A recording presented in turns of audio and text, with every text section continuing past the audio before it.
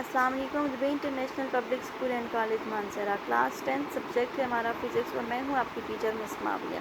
Class 1 week के gap के बाद आज हम फिर अपना टॉपिक अपना लेक्चर जो है वो क्लास अपनी कंटिन्यू करते हैं। जहाँ पे हमने छोड़ा था वहीं से हम कंटिन्यू करेंगे। Welcome back. ठीक है, और आज का हमारा टॉपिक है इलेक्ट्रिक पोटेंशियल। इससे पहले हमने पढ़ा था इलेक्ट्रिक फील्ड के बारे में, पढ़ा था फील्ड लाइंस क्या होती हैं, इंटेंसिटी क्या चीज़ आ जाती है। अब हम देखते हैं इलेक्ट्रिक पोटेंशियल। अगर इसकी डिफिनीशन के अकॉर्डिंग करें तो डिफिनीशन आ जाती है इलेक्ट्रिक पोटेंशियल एनर्जी यू, यानी पोटेंशियल एनर्जी को हम यू से डिनोट करते हैं। यू का मतलब है एनर्जी, ठीक है, पर यूनिट चार्ज ये क्यू जो है वो चार्ज के लिए आया। In an electric field is called electric potential, यानी electric potential energy per unit charge, यानी कितने चार्ज पे कितनी एनर्जी जो है वो लग रही है, वो उसको हम कहते हैं कि ये आ जाती है हमारे पास इलेक्ट्रिक पोटेंशियल, और इसको हम V से डिनोट करते हैं। ठीक है, या फिर ये भी कह सकते हैं W, और जैसा कि हमारे पास एनर्जी और जो वर्क है वो एक ही वैल्यू आ जाती है, यानी वो सेम है, U is equal to W। तो यहाँ पे हम कह सकते हैं कि कितने चार्ज पे कितना वर्क डन हुआ या कितनी एनर्जी आ रही है, इससे हम इसको कहते हैं कि ये इलेक्ट्रिक पोटेंशियल आ जाती है। ठीक है, अब आगे इसकी एग्जांपल में देखते हैं, एक्सप्लेनेशन में देखते हैं तो क्लियर हो जाएगा। तो मैथमेटिकल फॉर्म के अकॉर्डिंग इसके यूनिट क्या आ जाएगी, जैसा कि वर्क और एनर्जी की यूनिट सेम आ जाती है, क्या है, जूल, और चार्ज की यूनिट है कूलम। तो इसकी यूनिट क्या आ जाएगी, जूल पर कूलम, या जूल पर coulomb is equal two volt. ये वोल्ट की इक्वल आ जाएगा, यानी इलेक्ट्रिक पोटेंशियल की यूनिट आ जाती है वोल्ट। तो इसको एक्सप्लेन करते हैं वो इसी तरह से, पोटेंशियल यूनिट ऑफ जूल पर कूलम। और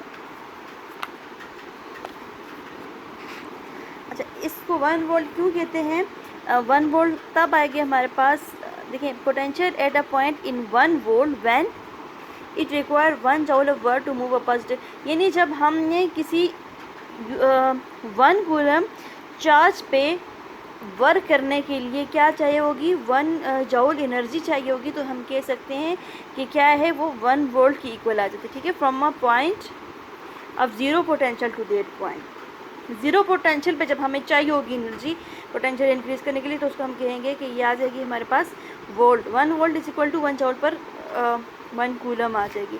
तो इसी एक्सप्लेनेशन में देखते हैं कि क्या है, देखें, ये हमारे पास इलेक्ट्रिक फील्ड की तरह ही है। इलेक्ट्रिक फील्ड क्या होती है, इलेक्ट्रिक चार्जेस के इर्द गिर्द का वो एरिया आ जाता है जहाँ पे उसका इफेक्ट होता है, यानी यहाँ इलेक्ट्रिक फील्ड को हम कहते हैं फोर्स पर यूनिट चार्ज, यानी कितने चार्ज पे कितनी फोर्स अप्लाई हो रही है। लेकिन इलेक्ट्रिक पोटेंशियल क्या आ रही है, एनर्जी पर यूनिट चार्ज, ये कितने चार्जेस पे कितनी एनर्जी मिल रही है, वो आ जाती है हमारे पास इलेक्ट्रिक पोटेंशियल।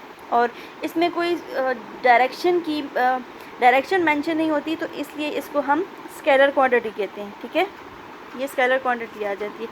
आगे इसकी एक एग्जांपल है, उसके थ्रू हम इसको एक्सप्लेन कर रहे हैं। ठीक है, हमारे पास एक पॉइंट चार्ज है, ठीक है, और ये चार्ज रखा हुआ है यहाँ पे इस फील्ड के अंदर। ठीक, ये फील्ड के अंदर आ रहा है हमारे पास, यहाँ पे कह रहे हैं, इस पे हम इलेक्ट्रिक पोटेंशियल को एक्सप्लेन करेंगे कि क्या है। इफ़ चार्ज कहते हैं कि देखें, चार्ज जो है वो बी से ए पे फ्रीली मूव करे, तो उस पर एनर्जी क्या होगी, बी से ए पे मूव करने के लिए एनर्जी, उसकी काइनेटिक एनर्जी होगी, वो फ्रीली मूव करेगा। ठीक है, वो खुद मूव करेगा। लेकिन उसके बरक्स जब हम उसको मूव कराएंगे ए से बी की तरफ, जब ए से बी की तरफ मूव कराएंगे तो क्या होगा, मूव कराने के लिए या फिर उसकी पोजीशन को रेस्ट पे छोड़ने के लिए या रेस्ट पे करने के लिए हमें यूनिफॉर्म वेलोसिटी चाहिए, यूनिफॉर्म वेलोसिटी के साथ मूव कराने के लिए या फिर रेस्ट पोजीशन पे लाने के लिए हमें क्या चाहिए होगी, एक्सटर्नल फोर्स लगाएंगे। हम एक्सटर्नली उस पर फोर्स लगाएंगे। यहाँ पे यानी बी से ए पे उसने खुद काम किए, जबकि ए से बी पे हम उससे काम करवाएंगे। कैसे करवाएंगे, अब देखें, फॉर एग्ज़ाम्पल हमारे पास देखें, जनरल एग्जाम्पल है, इससे हट के अगर मैग्नेटिक फील्ड के अकॉर्डिंग करें या फिर मैग्नेट के 2 पोल आ जाते हैं। अब देखिए, जो सेम चार्जेस हैं, ठीक है, सेम चार्जेस जो आ जाते हैं वो रिपेल करते हैं, जबकि ऑपोजिट चार्जेस वो अट्रैक्ट करते हैं। अब देखिए, ऑपोजिट चार्जेस जो हैं वो अट्रैक्ट कर रहे होते हैं ना। ठीक है, फॉर एग्जांपल ये आ रहा है हमारे पास पॉजिटिव नेगेटिव, ये खुद जो है वो इनके दरमियान फोर्स ऑफ अट्रैक्शन आ जाएगी। हम नहीं करेंगे, बल्कि अब देखें दो पोल हैं मैग्नेट की, उनको थोड़ा सा नज़दीक लाएंगे, वो खुद एक दूसरे की तरफ अट्रैक्ट करेंगे, लेकिन एक तरफ भी पॉजिटिव है और इधर भी पॉजिटिव है या नेगेटिव चार्ज, यानी सेम चार्जेस को जब हम नज़दीक लाएंगे तो वो एक दूसरे को रिपेल कर रहे होंगे, लेकिन हमें उनको करीब लाने के लिए एक्सटर्नल फोर्स की ज़रूरत होगी। ठीक है, तो ये चीज़ आ जाती है। इसलिए हम इसको कैसे कह सकते हैं, del V is equal to W by Q. Del V का मतलब है, दो पॉइंट आ जाते हैं ना, कि डेल वी का मतलब है वोल्टेज जो है बी माइनस वोल्टेज जो है इलेक्ट्रिक वोल्ट ए, यानी point from point B to point A, B में से ए को माइनस करेंगे। यहाँ पे हम ये भी कह सकते हैं higher potential to lower potential, हम हायर पोटेंशियल से लोअर पोटेंशियल की तरफ उसको मूव करा रहे हैं, तो V B minus V A या फिर डेल वी भी आ जाएगा is equal to W A B by Q. कहते हैं कि हम अक्सर यहाँ पे तो चार्जेस की बात बताई हुई है ना कि इस फील्ड के अंदर चार्जेस रखे हुए हैं, लेकिन अक्सर हम जो है वो ये जो पॉइंट ए चार्ज लिया हुआ है, देखें बी से ए पे जो मूव कराया या ए से बी पे जो मूव कराया हुआ है, ये जो पॉइंट ए लिया हुआ है यहाँ पे फील्ड के अंदर है, लेकिन अक्सर हम फील्ड के इस पूरे पैराग्राफ का ये मतलब है कि वो ज़ीरो पोटेंशियल पे होता है, और ज़ीरो पोटेंशियल पे के लिए हम क्या करते हैं, इन्फिनिटी पॉइंट पे लेके आते हैं। इन्फिनिटी पॉइंट के मीन कि उस फील्ड के बाहर कहीं पे लेके आते हैं जहाँ पे पोटेंशियल ज़ीरो होती है, यानी आउटसाइड द फील्ड, उस फील्ड के बाहर, तो वो सिंपल आ जाता है। सिंपली हम उसको यहाँ पे दो पॉइंट तो नहीं आ रहे, उसके लिए हम उसको इस तरह से ले लेते हैं, ये आ जाता है हमारे पास B is equal to W by Q, higher potential to lower potential. तो अब यहाँ पे आगे देखिए इन पॉइंट्स में, ये इस पॉइंट को मैं एक्सप्लेन कर रही हूँ कि जो वर्क डन जो है ये इलेक्ट्रिक पोटेंशियल पॉजिटिव कब होगा और नेगेटिव कब होगा। ठीक है, नेगेटिव कब होगा, जब work done by the system होगा, जब सिस्टम के थ्रू, जब work done on the system होगा तो वो पॉजिटिव आ जाएगा, और बाय द सिस्टम, अब ये बाय और ऑन को आप ज़रा सा डिफ्रेंशिएट करें और अपने पास नोट भी कर लेना कि बाय द सिस्टम और ऑन द सिस्टम का क्या मतलब है। देखिए मैंने आपको एग्जांपल दिया है कि ये पॉजिटिव और ये नेगेटिव है, यहाँ पे देखिए इनको नज़दीक लेंगे, ये खुद एक दूसरे की तरफ अट्रैक्ट करेंगे, हमने नहीं किया, उनकी प्रॉपर्टी ये है कि वो अट्रैक्ट कर रहे हैं, ये खुद हुआ है, और ये काम जो है ये क्या है, बाय द सिस्टम है, सिस्टम के थ्रू, सिस्टम ने खुद किया है। लेकिन जब हमारे पास सेम चार्जेस आ जाते हैं, नेगेटिव आ जाते हैं, नज़दीक लेके आएंगे, ये रिपेल करेंगे, तो हम उनको अटैक करने के लिए या नज़दीक लाने के लिए उनको एक्सटर्नली फोर्स के थ्रू जो है वो नज़दीक लाने की कोशिश करेंगे, यानी उसके लिए हमें एक्सटर्नली वर्क डन की एक्सटर्नल फोर्स लगाई हुई है, तो उसके लिए वो क्या आ जाता है, वो पॉजिटिव है। ठीक है, यही चीज़ आ जाती है। आगे आ जाती हैं इसकी practical application of electrostatic. Practical application of electrostatic, इसकी सबसे पहली एग्जांपल आ जाती है electrostatic precipitator and dust extraction.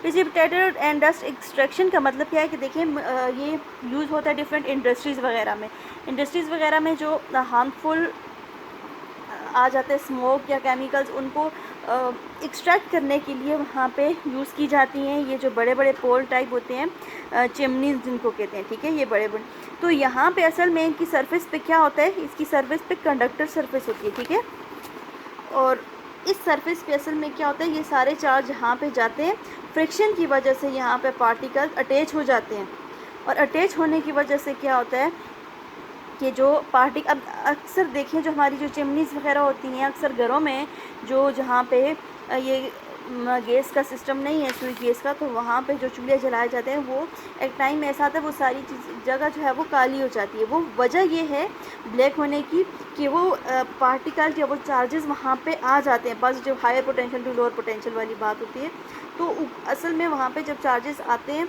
तो वो हार्मफुल वहीं पे अटैच हो जाते हैं फ्रिक्शन की वजह से। ज़ाहिर है उस सरफेस पे वो उनकी फोर्स ऑफ फ्रिक्शन होती है, या वो रगड़ खाते हैं, रब किए जाते हैं या रब होते हैं।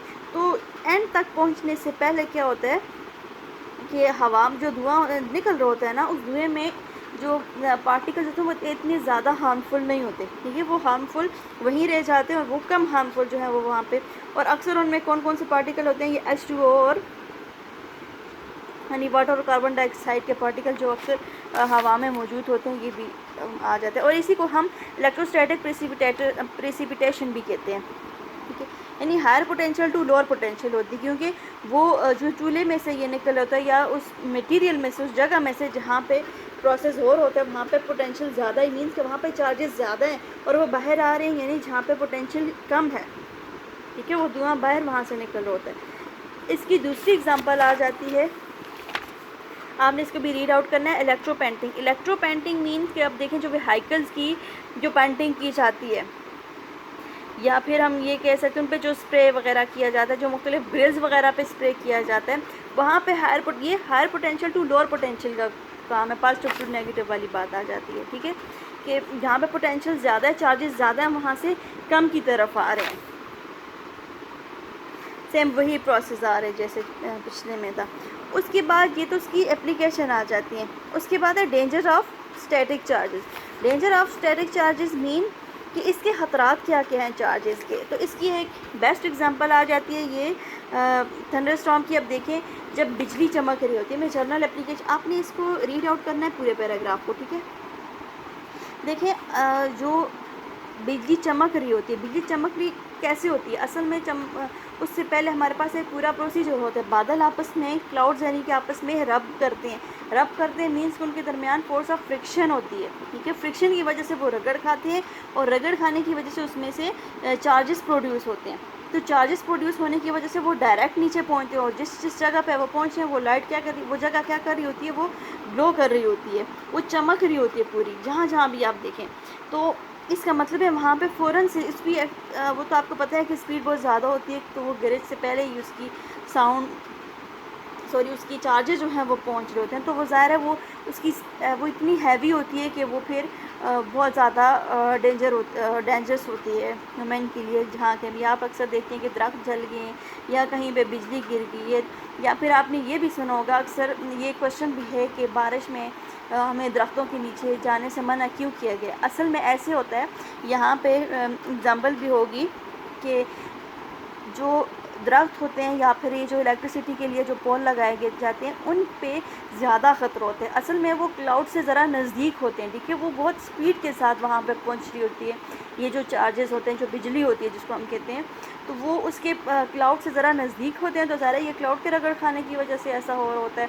तो वो higher potential to lower potential वाली बात आती है, वहाँ पे पोटेंशियल ज़्यादा है वहाँ पे, तो वो जब नीचे आती है तो वो लोअर पोटेंशियल पे, तो इस वजह से वो दरख्त या फिर ये जो पोल वगैरह आ जाते हैं वो जल्दी से उसको अट्रैक्ट करते हैं। और अब देखिए जब चार्जेस जब फ़ौरन से ज़मीन पे आ जाते हैं तो ज़मीन पे हमारे पास क्या होती है, वो भी कंडक्टर है, तो वो जल्दी से जो है वो एब्जॉर्ब कर लेती है, तो इसलिए ये बहुत डेंजरस आ जाती है, ठीक है।